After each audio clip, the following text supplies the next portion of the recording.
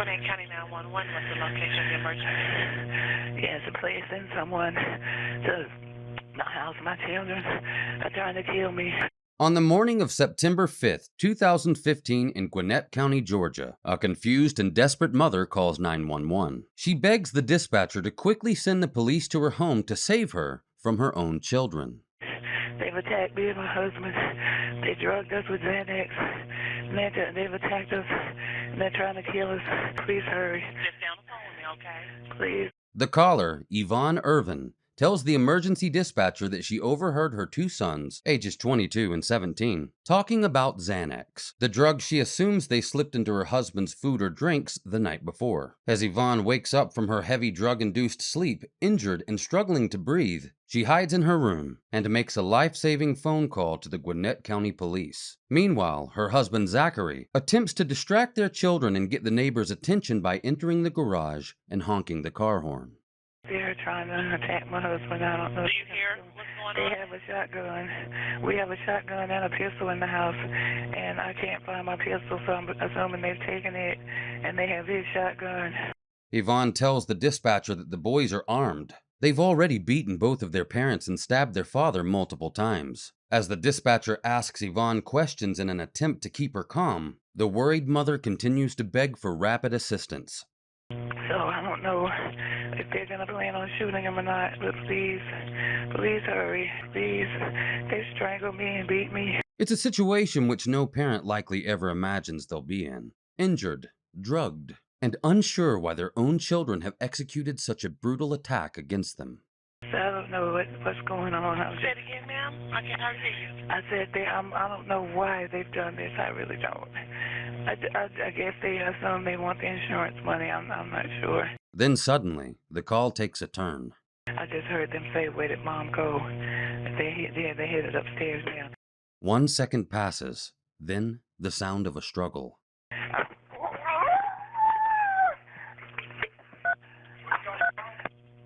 Hello? The police are on their way.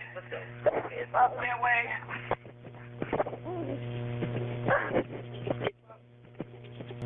Hello? Hello, Yvonne? Hello? Hello, Miss Yvonne? Hello? The call ends after nearly 30 seconds of silence from Yvonne's end. Luckily, police are already on their way to the Irvin family's upscale neighborhood. When officers arrive on the scene, however, the home smells like gas. There are burn marks on the carpet, damage to the family's car, and blood in the garage. The father, Zachary, is found severely injured and fighting for his life, while Yvonne Irvin has collapsed on the side of her bed. Police find the two brothers still at the scene. One is in the garage, and the other is lying on the floor upstairs in the bathroom. Their names are Chris and Cameron Irvin. Your name is what? Chris and Cameron Irvin. Once in custody, detectives separate the brothers, and their demeanors are entirely different. The oldest, Chris, appears stressed, but not distraught. He keeps his head down as he waits for the detectives to enter the gray, windowless room. Cameron, only 17 years old, is inconsolable.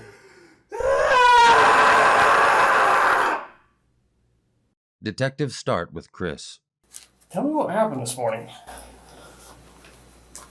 I'm not really sure. I remember it smelled like gas in the house. That's it.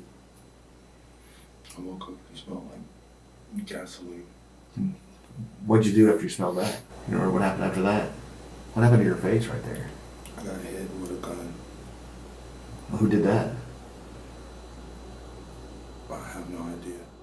Chris doesn't seem to be open to talking just yet, so investigators try a different approach. They begin to go backward in time, creating some distance between Chris and the event that landed him in the interrogation room. Detectives ask Chris questions about high school, playing football at the University of Charleston, and the colleges he's attended. He also describes his time in the Army. For now, Chris seems like a normal 22-year-old young man.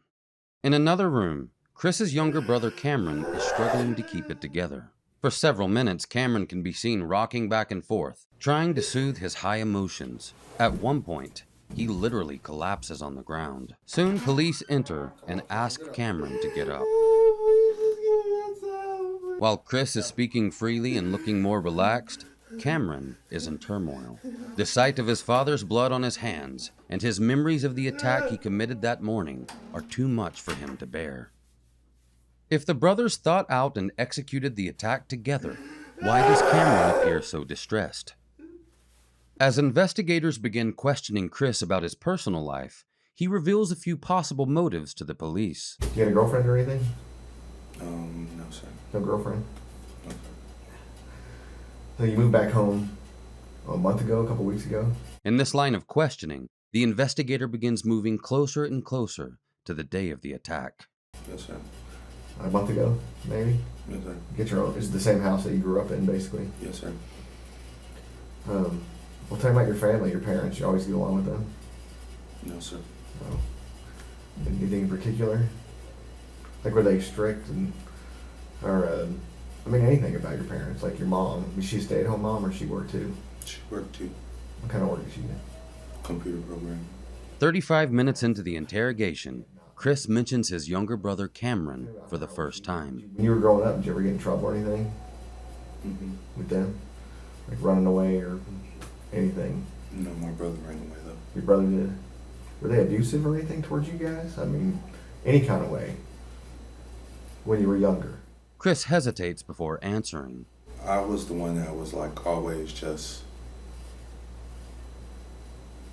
I guess, kind of took everything. Chris describes his younger brother as the more sensitive, vulnerable sibling. He, on the other hand, is, I would say, a little bit more fragile. And I don't know, one time him and my dad got into an argument. My dad slapped him right in the face. And I mean, he slapped me before too, so it didn't really bother me. But my brother slapped him right back, and all hell broke loose. And then he ended up running away. I had to call my friends to help me find him. And the police had to find him and escort him home. In his story, Chris is clearly his brother's protector. As the interrogation continues, he details his parents' actions, which allegedly created hostility in their home. That was probably my freshman or sophomore year in college. So about 2 years ago. He was in high school already, my brother. But ever since then, it's just, our house is weird. My dad, he was pissed when I decided to not play football anymore. It really wasn't my fault, but whatever. So ever since then, like, I don't know, communication is just weird.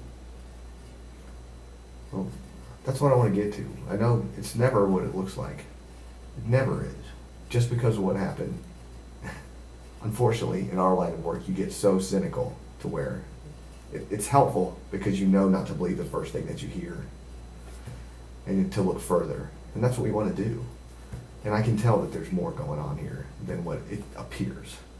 But we don't have any way to know other than if you tell us.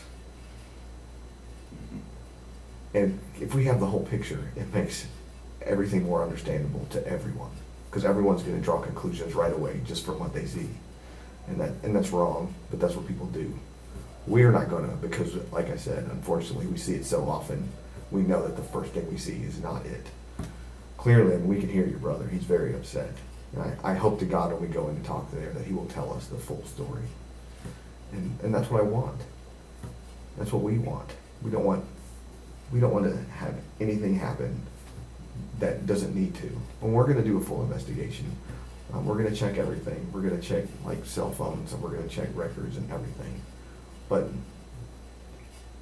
if you can give us some guidance from the beginning of exactly what happened, the courts, the district attorney, everybody takes that fully into consideration, because it can't be what it just looks like, because that doesn't make any sense. If you would just help us understand the whole picture, that's all we want. Have you ever, I think, collectively,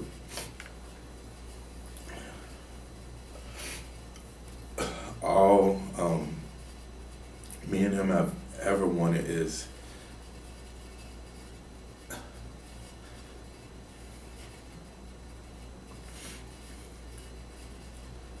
just like their approval.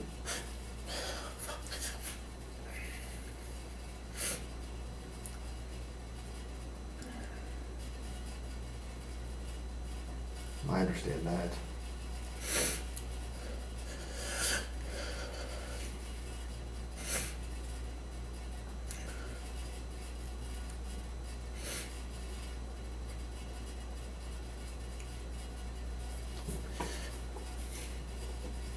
Until I went to college, I did everything that my dad wanted me to do because we didn't have a relationship. We did it outside of football. That was it. I mean, when I got to college, I realized, I don't even like football like that. I don't want to be at a school.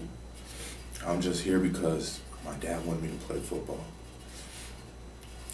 I decided that, okay, I don't want to be in Charleston anymore. It's 7, and I don't know if you're thinking about Charleston, South Carolina, because a lot of people get that misconstrued, but it's Charleston, West Virginia, which is like 8 hours away. Yeah, I thought South Carolina. It's like 8 hours away. I was going to school, working, playing football, and I was just stressed. So I was like, I can't do that. Were you paying for college too? Yes, sir. I would have panic attacks. It would be days where I couldn't sleep because you're up 3 days in a row trying to get all your work done.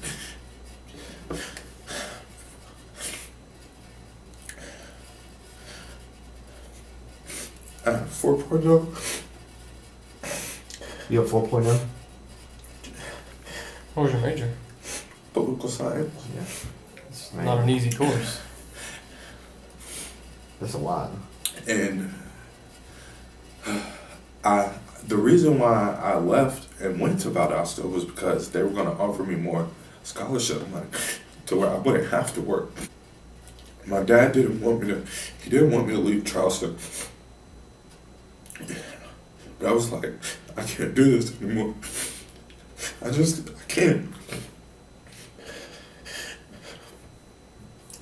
And then when the scholarship with Valdosta fell through, I had hope. So like school was still paid for, but I mean I wasn't playing football anymore. And like I said, that was really kind of the only thing we connected on. He literally, the whole summer I came home from Charleston before I went down to Valdosta, he did not talk to me. Every time he looked at me, it was like, get out of my face, like, why are you here?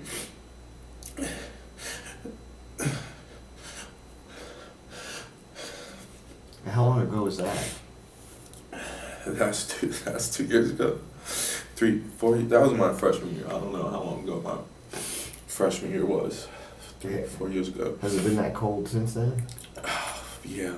So I ended up, like I said, I was at Valdosta. The relationship, it really did improve. Were you playing football at Valdosta? Without the scholarship? Just going to school. Just going to school. Yeah. Just had an academic scholarship. And that probably made him, was he pissed off about that? Yeah, they were pissed. They were pissed, but I mean, they offered to pay for school or for whatever part that Hope didn't cover. Yeah. And I worked and, paid for everything else. And then I transferred to Georgia State just because as a political science major, it's more opportunity in Atlanta for future law students than at Valdosta. There's no... Oh, yeah. The interrogator goes on to ask Chris whether his relationship with his dad improved after he transferred schools, and if he still wanted his sons to play football. Zachary, who played football in college himself, was apparently disappointed in his son's decisions. Like, he was upset with my brother. My brother was in the band. He really didn't like that. So he was like, he make fun of him, didn't want to go to his performances, type things like that. You know You would what I'm make saying? fun of him too? Yeah. So, come back home, Georgia State is a little bit more expensive. My parents,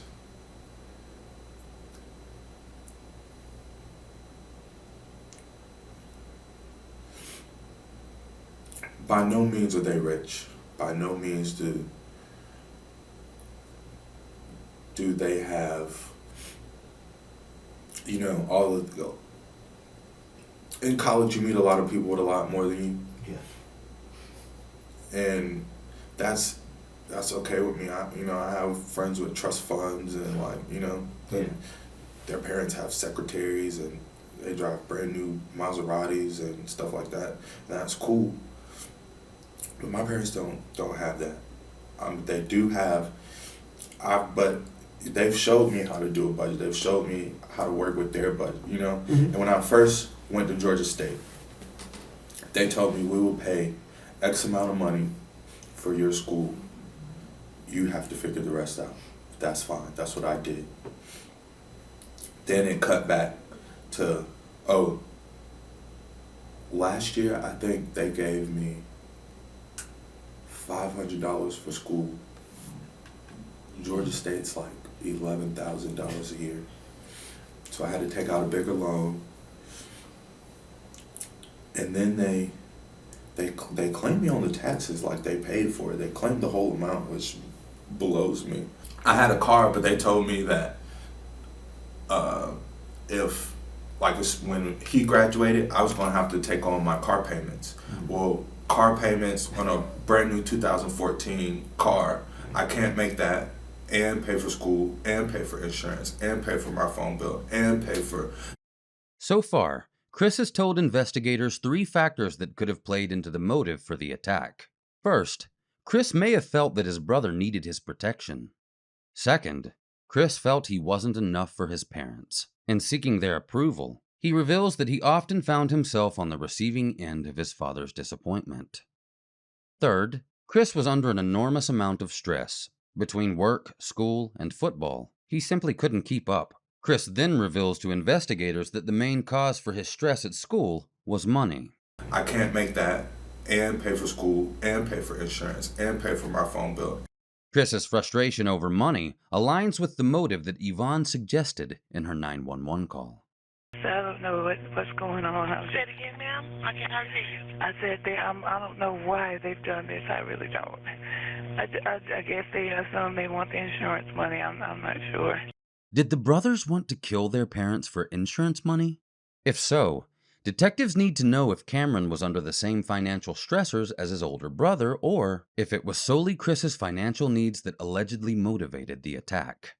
And while I've been gone, I was talking to my brother. He said, their relationship has gotten progressively worse since I've been gone. And it's like times where we all live in the same house, but we won't see each other or talk to each other for days at a time. Like if they go out of town, my mom texted my brother that she was leaving to go out of town. Like, well, that's cool, but if we all live together In the same house. in the same house, And she'd A send text her message. We're going out of town. That's pretty cool. and he's 17. Well, he's graduated from high school, but 17, man, you're still a kid, and your mom texts you that she's leaving. I don't know. Is he a senior? He just graduated. Oh, He he just was supposed graduated. to be going to the Navy in January. In just a few months, Cameron would be following in his older brother's footsteps by leaving home to join the military. However, Cameron doesn't express the same financial concerns as his brother. The 17-year-old tells his story from a more emotional place. Do you feel like talking to us? Because your brother was very honest with us, and we know a lot has gone on. And we talked to him about your parents and forgiveness and how things have been at your home. And we wanted to give you an opportunity to just tell us whatever you want to tell us. And just so you know, when you came here, your parents were okay. They're going to be, your father's going to be in the hospital for a while. But when we came in here, he was doing okay. I mean, I'm sure he could be better, but that's what your brother went a long way to explaining. He wants to see you again. And we're going to let you see each other. That should make you feel, does that make you feel a little bit better? I think it does. He told us about growing up at your house from his perspective.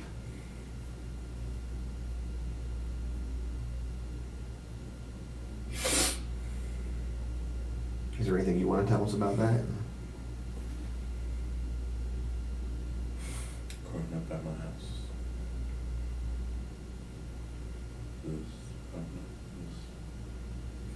Sometimes it was easy, sometimes it was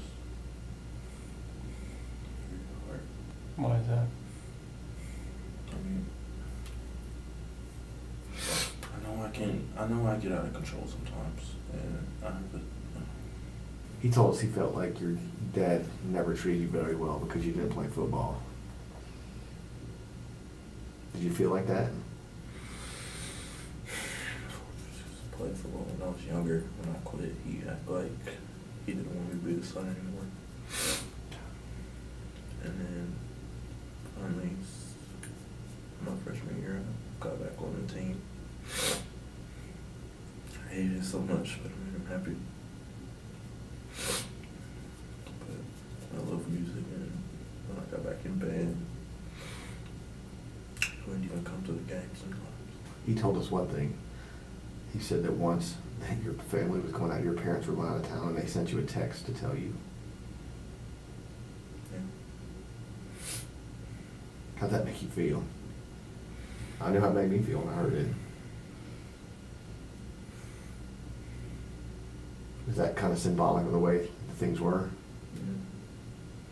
Have you ever heard the song Super Rich Kids by Frank Ocean? I haven't. No. Super rich kids. Too many bottles of wine they can't pronounce.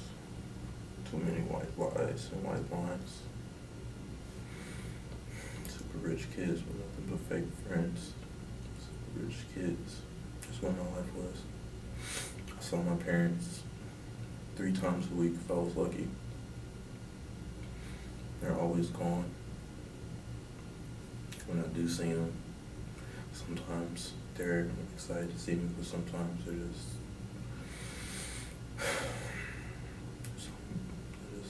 mean.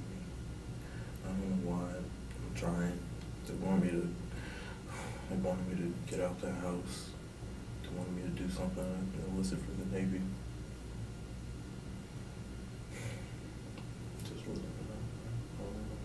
Just wasn't supposed to happen. He told us that y'all turned the gas on last night, and it just didn't work. He told you we did it. No, he just kind of said the gas. He was kind of vague, but that the gas was turned on and put candles out. By placing emphasis on the word we, Cameron implies one brother may have played a smaller role in the crime than the other. Unbeknownst to Cameron, Chris has already told the detectives they committed the crimes together. We are going to let you see your brother today. Can you tell us what happened? Honestly, we just wanted to blow the house up. To start over the house, we're missing so many bad things. Mm-hmm. Blow the house up and start over. But it didn't work. We waited all night and it didn't work. And then we were like, well, the whole house smells like gasoline.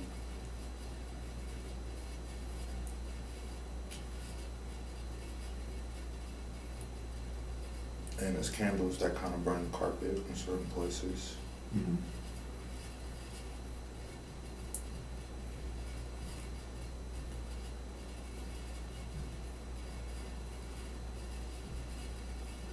How are we going to explain this? And then it was like,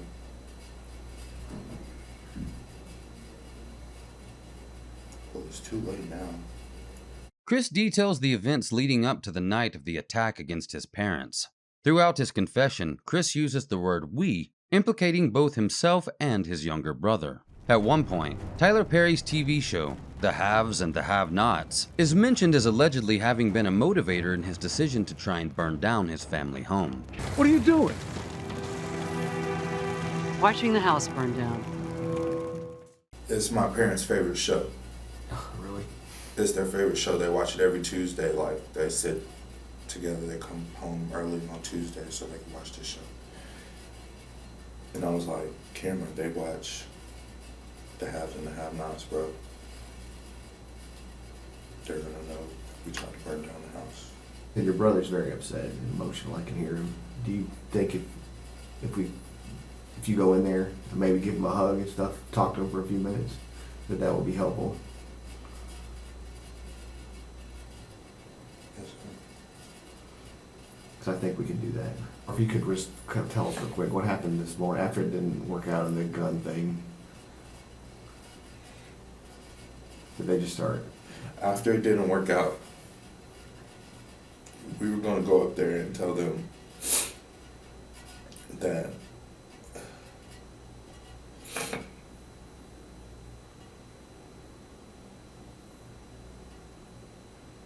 somebody broke into the house and we needed to get out.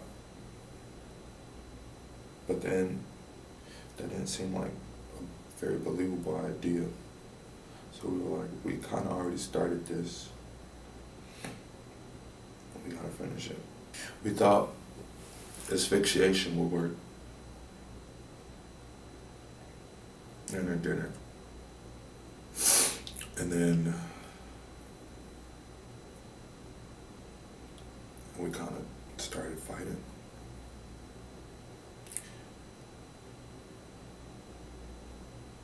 I mean, but then when you fight your parents, I mean, I don't think anybody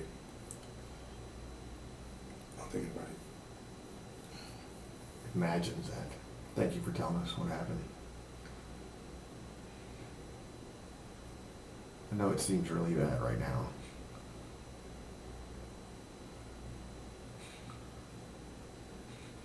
But things are gonna work out. We'll talk to your parents. Do you want to talk to like I said, your brother?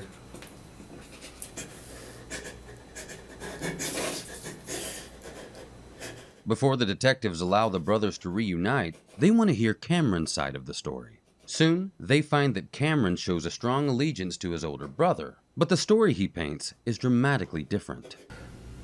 Last night, me and my parents got into it, and me and my dad kind of like both got these horrible tempers, and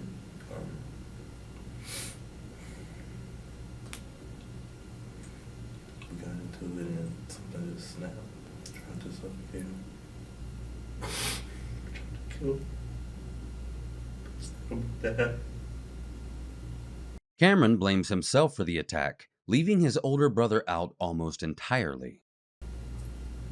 Was the best. So is that not right, what your brother said? Y'all started fighting last night? My dad got into it. My Chris tried to calm me down. He's always trying to separate us. He's the most calm, level-headed one. I tried to sleep it off, but I couldn't. It was like, I don't know, it's like my body was moving on my own, but I was just watching for the ride.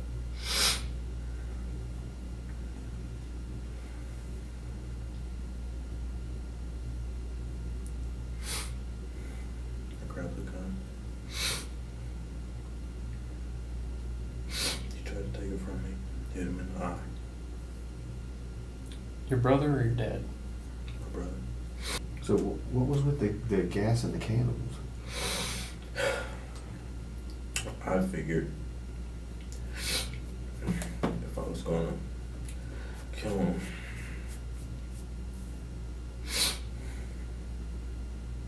I might as well just cover the evidence.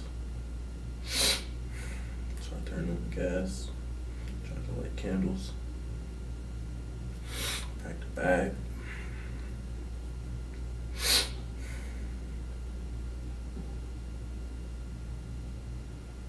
back inside. Where's mom? Where's mom? Looking around. My dad's still on the floor. She's upstairs on the phone. I fucking tackled her. I could have him on the phone.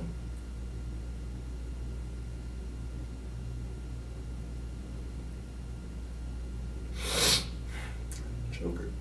Tell us their favorite show was The Have and Have Not.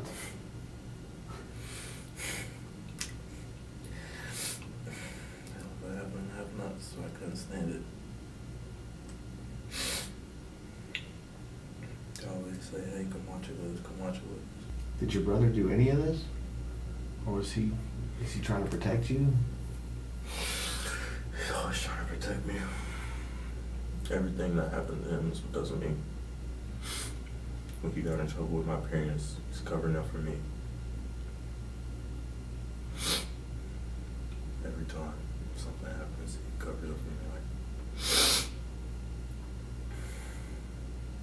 I can't let him cover up for me this time.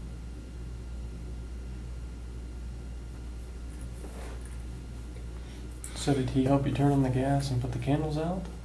No, I did that all myself. But you turned the gas on last night? Guess on this morning. This morning too. This morning. Because the way he was telling it seemed like he was involved with the thing. But if you could give us a timeline of how it went, if he's just trying to protect you. About, let's see, got into it last night. Me and my dad, before they went to sleep, they got home from a football game. It was about 11 or 12. Chris calms me down. I go upstairs. He goes downstairs. Everybody goes to sleep. But couldn't sleep. Something just snapped. Take my pillow. I go to my parents' room. About 4 in the morning. Trying to smother my dad. I smother my dad. My mom wakes up, tries to pull me off of him. It hurt. My dad tries to get back on me, but I know where he keeps the shotgun, so I go for it. At no time during Cameron's confession does he mention the money woes his older brother described to investigators. He doesn't present a true motive for his actions, despite taking full blame for the attack. Cameron makes it clear to investigators that he's willing to take the fall for his older brother. Grabbed the next one, I just stabbed him, kept stabbing him, kept stabbing him, kept stabbing him, kept stabbing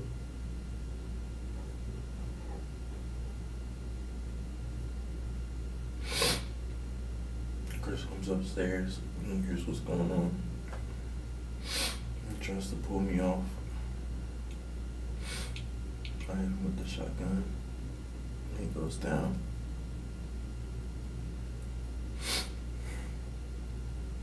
I got rid of my tracks now. Just killed my dad. Choked my mom out. So I turned on the gas, light some candles, turned on the car. Now, the younger brother who Chris described as fragile is depicting himself as a violent, malicious mastermind. Detectives continue to question Cameron about his actions and motives, all while wondering which brother is actually telling the truth. Sibling relationships, especially between siblings involved in violent crimes, can be complicated. A 2014 study performed in Sweden found that violent criminal behavior in siblings occurs largely because of family dynamics and environmental factors such as poverty, divorce, or lack of parental supervision. The major consistency between the brothers' confessions is the feeling that they both lacked attention and support from their parents. Feelings of abandonment could have led them to plan the violent crime they committed. The study also found that older siblings more commonly transmit risks of violent acts to their younger siblings rather than the other way around. The closer the siblings are in age, the more likely it is that this influence over the younger sibling can occur. Closeness in age is not the only factor that determines a younger sibling's vulnerability in the risk of following their older siblings' violent behaviors. The researchers also discovered that the nature of the relationship itself plays a monumental role in whether both siblings become violent. In the Irvin brothers' case, Cameron looked up to and adored his big brother. He's my best friend. Your brother. He was looking out for me when I was a kid. Well, I want you to hang in there. You guys are going to get past this, okay? You want to see him for a minute? Your brother?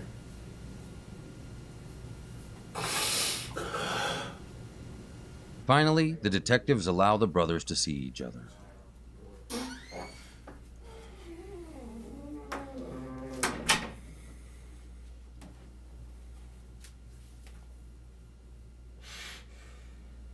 Now that the brothers are reunited, Chris instinctively assumes the role of big brother by hugging Cameron, patting his head, and assuring him that it will all be okay. He asks his younger brother to tell the truth about his involvement. I don't want the truth. My mom and dad are both fine, so we could just be for real. They would help us if we cooperate. This was a bad idea.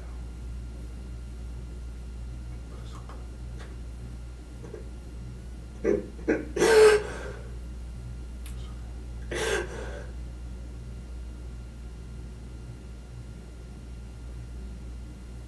just tell me the truth, bro. That's it. You made a bad decision. That's alright though. I love you, man. Throughout their time together in the interrogation room, most of what the brothers say to one another is inaudible. However, it seems Chris wants this to end one way or another. Chris has already implicated them both in the crime, and he asks his brother to do the same thing. Listen to me. Listen to me. These officers come in here and ask you what happened again. Just tell them the truth. It's going to show when they look at the house for evidence. You know what I'm saying? Mom and dad were witnesses to everything that happened. I helped. Okay? You did not do that on your own. And don't try to take that on. I'm not gonna let you. You feel me?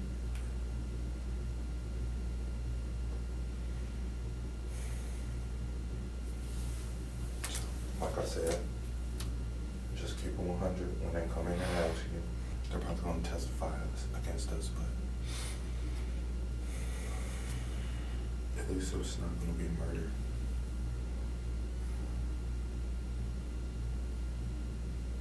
Attempted murder, but not murder. It's different.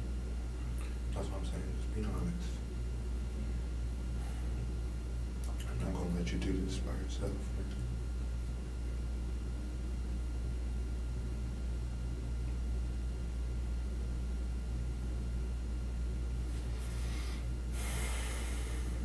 You feel me?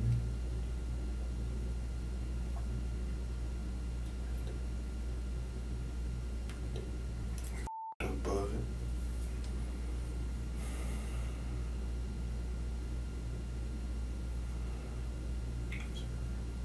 Put it together.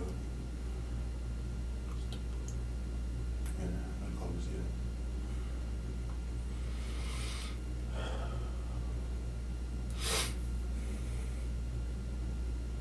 Hopefully, when mom and dad are okay. The boys spend over 30 minutes together in the interrogation room. The entire time, Cameron barely speaks. When he does, it's usually away from the camera and in a very hushed tone. Chris, on the other hand, speaks more freely. We're f***ers for that. They're gonna hate us forever and ever. The brothers spend a few minutes discussing who they might call and what might happen to them. I don't even know who I would call. I just tried to kill my parents. Nobody's gonna be like, everybody's gonna be like, what the f***, bro? F*** my lives. Why didn't we think about this? But they said they were okay. So I guess that makes it better. They spend a couple minutes talking about the plans they had for the future, but most of the time, they just talk like normal brothers. Damn, I want to smooth these so bad right now. I need you. Or they sit in silence. Alright, Chris. Eventually, officers come back into the room and escort Chris out, leaving his younger brother alone again in the interrogation room. Both brothers are handcuffed before leaving together. In the end, one singular motive for the crime was never determined. Although during interrogations neither brother admitted to using Xanax to drug their parents, at their trial, the boys claimed they suffered from a prescription pill addiction in the years leading up to the morning of September 5th. Yvonne and Zachary blamed the drug use, not their sons, for the attack. Chris and Cameron were both charged with 2 counts of felony aggravated assault and first-degree arson, along with several other charges. The DA pushed for the brothers to go away for 30 years, but their parents pleaded with the judge for leniency. Yvonne and Zachary asked the judge to sentence the brothers to 10 years, which is the lightest sentence allowed. Zachary Irvin told the court he saw Satan in the house that night, and he knew the devil, not his sons, was responsible. Since the brothers have been behind bars, Yvonne and Zachary have both paid them visits countless times. In 2016, the Irvins told Good Morning America, "We forgive our boys because that was totally out of character for them. They are not violent." As of 2024, the brothers have served 7 years of their 20-year sentence for the attack against their parents. They'll be eligible for parole in 2036.